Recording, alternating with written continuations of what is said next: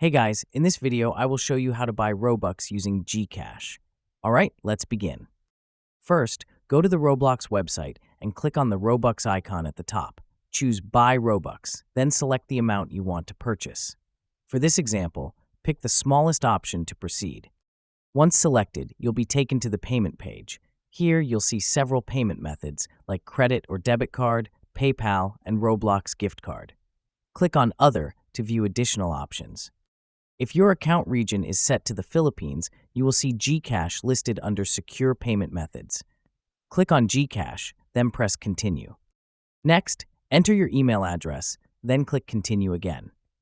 This will redirect you to GCash's Secure Payment page. Follow the on-screen instructions to complete the payment using your GCash account.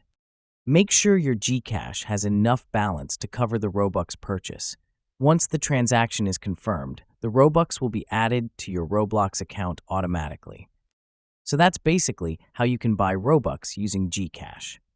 And that's it for this video. If you find this helpful, consider subscribing and giving this a big thumbs up. Thanks.